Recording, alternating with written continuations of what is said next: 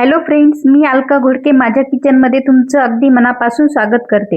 आज बनवूया एकदम साधी, सोपी आणि चमचमीत शेवग्याच्या शेंगाची रस्सा भाजी। चवीलाही भारी आणि तब्येतीसाठी एकदम गुणकारी। चला भाजी करायला सुरुवात करूया, पण त्या पहिले तुम्ही चॅनलवर नवीन असाल तर चॅनलला सबस्क्राइब करा आणि बेल आयकॉनवरती क्लिक करा आणि व्हिडिओ शेवटपर्यंत नक्की बघा।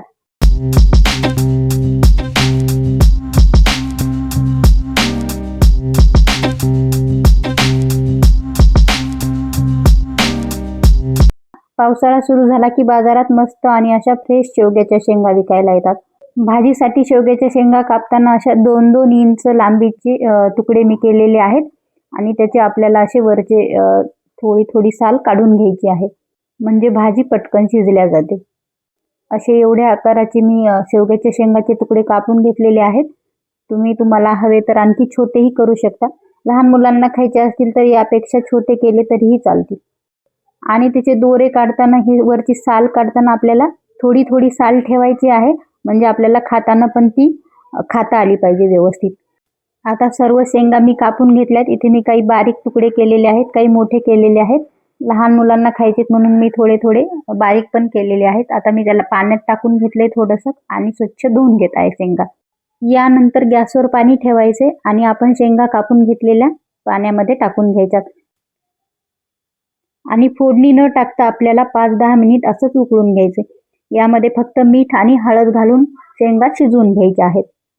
आता शेंगा आपण शिजवायला दुसऱ्या गॅसवर ठेवून घेऊ आणि शेंगा शिजेपर्यंत आपण भाजीचं वाटण काढून घेऊया।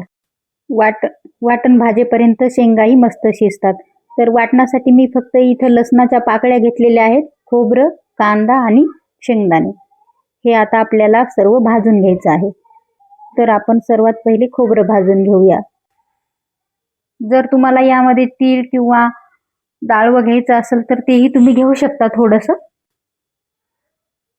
आणि सेम आपल्याला असंच भाजून घ्यायचंय ते पण।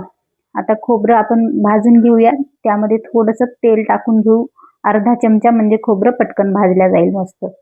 आणि खोबरं आपल्याला लालसर होईपर्यंत मस्त भाजून घ्यायचे। खोबरं जर असं खरपूस भाजलं ना तर त्याची चव भाजीमध्ये खूप छान येते। आणि खोबरं भाजून झालं की आपण त्यामध्ये शेंगदाणे, लसण भाजून घेऊया। खोबरं भाजलेलं आहे तर आपण त्याला एका प्लेटमध्ये काढून घेऊ आणि तोपर्यंत शेंगदाणे आणि लसण भाजून घेऊ परत। हे पण भाजलेलं आहे। आता याला पण आपण खोबऱ्यासोबतच काढून घेऊया। आणि यानंतर आपण भाजणार आहोत राहिलेला आपला कांदा। जर आपण कुठल्याही भाजीत असा कांदा कापून घातला ना तर भाजी एकदम मस्त होते। आणि कांदाही आपल्याला त्याचप्रमाणे लालसर होईपर्यंत मस्त खरपूस भाजून घ्यायचा आहे। हे बघा, अशा प्रकारे मी कांदा भाजून घेतलेला आहे। आता कांदाही आपण त्याच वाटणामध्ये काढून घेऊ आणि इकडे आपल्या शेंगाही मस्त शिजलेल्या आहेत। शेंगाचा गॅस बंद करून आपण आता वाटण काढून घेऊया। तर मी मिक्सरच्या भांड्यामध्ये मी हे सर्व भाजलेलं वाटण काढून घेतलेलं आहे। यामध्ये तुम्हाला आणखीन कुठले मसाले ॲड करायचे असतील तर तुम्ही करू शकता। चला आता याला मिक्सरला फिरवून घेऊया आणि याला आपण एकदम बारीक अशी पेस्ट तयार करून घेऊया। ही बघा, अशा प्रकारे मी याची बारीक पेस्ट करून घेतलेली आहे। बारीक केल्यामुळे भाजी पटकन आळून येते। आणि भाजीसाठी मी इकडे काही मसाले काढून घेतले, त्यामध्ये लाल तिखट, घरगुती काळा मसाला, धने पावडर, जिरे पावडर आणि हा किचन किंग मसाला घेतलेला आहे थोडासा। आता भाजीला फोडणी देऊन घेऊया। त्यासाठी गॅसवर कढई ठेवलेली आहे। कढईमध्ये तेल टाकले आणि 1 चमचा मोहरी टाकली। मोहरी छान तडतडली की आपण हे सर्व मसाले यामध्ये टाकून घेऊया आणि तळून घेऊया। तेल एकदम कडकडीत तापलेलं आहे आणि मसालेही आपले छान तळलेत। आता यामध्ये मसाले करपू नये म्हणून आपण थोडंसं शेवग्याच्या शेंगाचंच पाणी घालून घेऊया आणि मसाले 2 मिनिट परतून घेऊया तेल सुटेपर्यंत। हे मसाले तळले की आपण तयार केलेलं वाटण यामध्ये तळून घेऊया आणि 2 मिनिट यामध्ये हे वाटण परतून घेऊ। तुम्ही कधी केली आहे का अशा प्रकारची कधी शेवग्याच्या शेंगाची भाजी?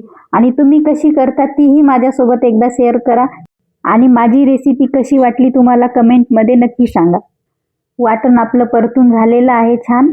आता त्यामध्ये आपण शेंगा टाकून घेऊ। शेंगा अशा आधी शिजवून घेतल्यानंतर आपल्याला भाजी करायला एकदम सोपी जाते आणि भाजी ही खूप कमी वेळात होते। शेवग्याच्या शेंगाचं शिजलेलं पाणी मी तसंच ठेवलं होतं आणि वरतून थोडंसं पाणी ॲड केलेलं आहे आणि रस्सा करायचा आहे म्हणून थोडंसं जास्त पाणी घातलेलं आहे. अशा प्रकारे हे बघा एवढा रस्सा केलेला आहे. थोडासा पातळ वाटायला आता, पण नंतर तो आळून येतो. आणि हे बघा मस्त असं त्याला तेल सुटलेलं आहे. एकदा उकळी आली ना की भाजीतलं तेल नंतर वरती येतं आणि खोबऱ्याला आधीच तेल असतं, त्यामुळे भाजीला नंतर तेल सुटतं आणि भाजी चमचमीत होते. आणि मस्त आपली शेवग्याच्या शेंगाची भाजी तयार आहे. ही भाजी तुम्ही भाकरीसोबत, पोळीसोबत किंवा भातासोबत खाऊ शकता. एकदम मस्त लागते चवीला. नक्की करून बघा तुम्ही पण. आता गॅस बंद करून वरतून थोडीशी कोथिंबीर घालूया आणि बघा कशी मस्त आपली भाजी तयार आहे. शेवग्याच्या शेंगाची भाजी कशी वाटली कमेंटमध्ये सांगा आणि व्हिडिओ आवडला असेल तर व्हिडिओला लाईक करायला विसरू नका. आणि अशाच नवनवीन रेसिपीज बघण्याकरता अलका घोडकेस किचन चॅनलला सबस्क्राईब करा. भेटूया आपण अशाच पुढच्या नवीन व्हिडिओमध्ये. तोपर्यंत बाय बाय.